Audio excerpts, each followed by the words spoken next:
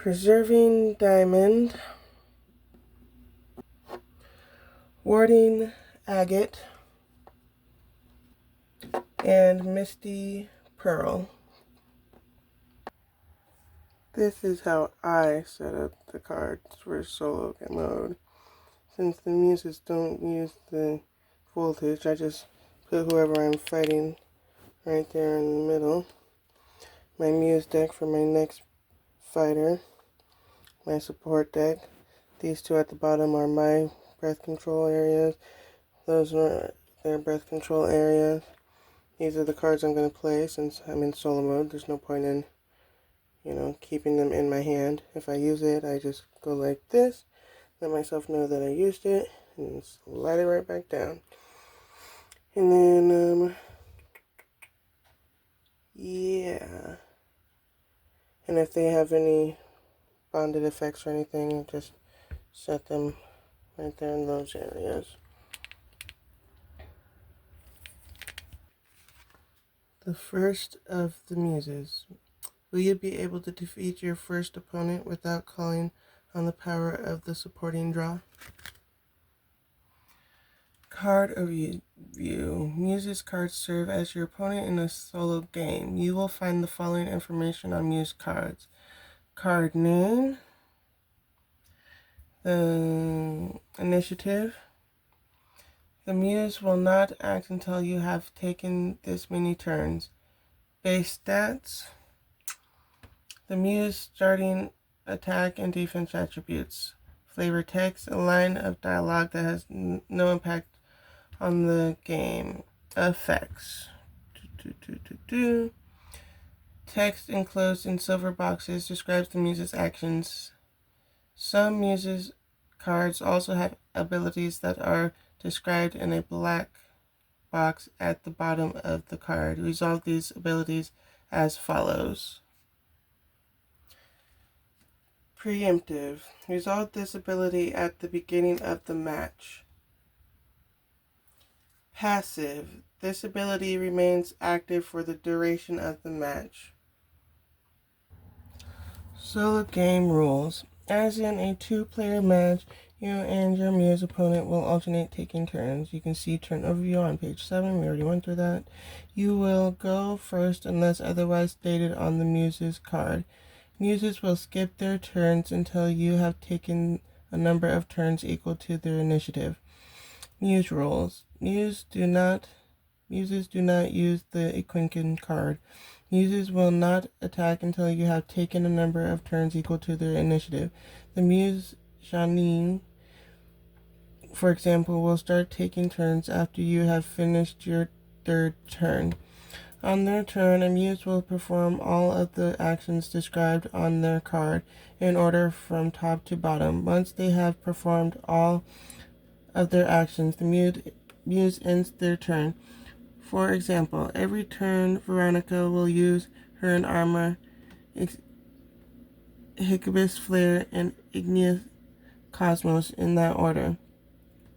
While the Muse's actions don't have a cost, any tribute effects listed must be resolved. A Muse will only perform actions with a limited icon once. On following turns, skip that action.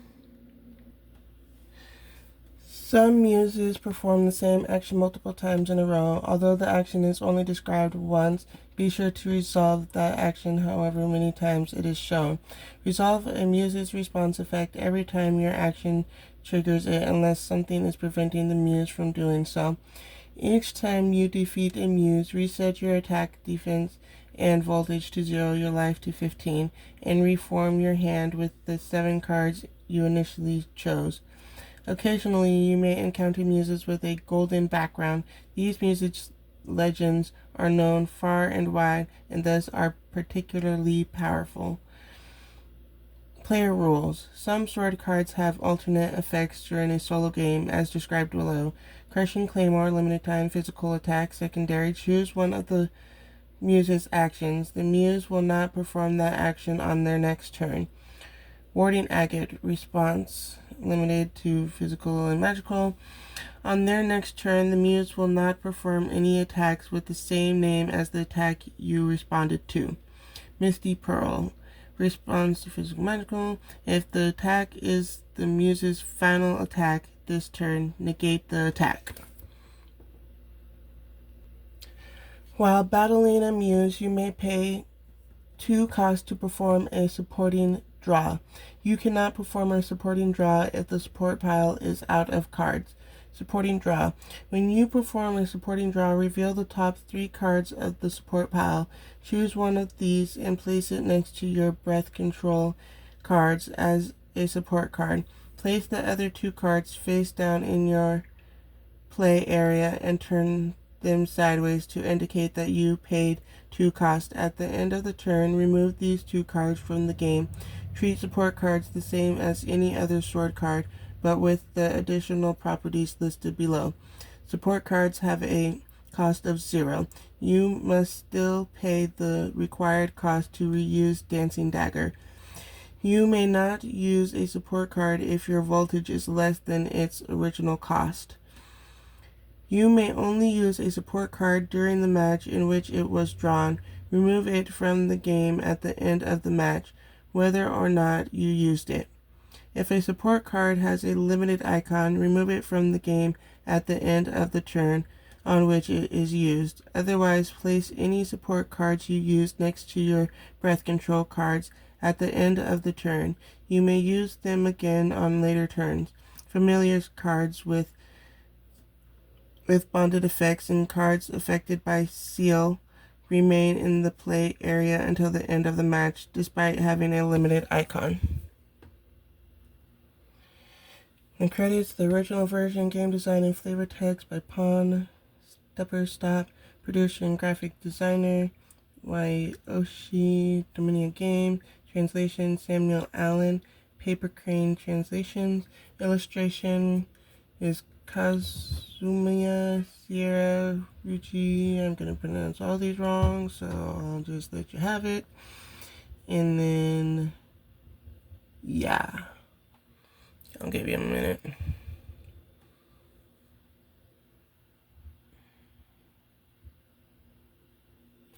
The Muses are always with you. Make your way through countless epilogues and write the beginning of your own story.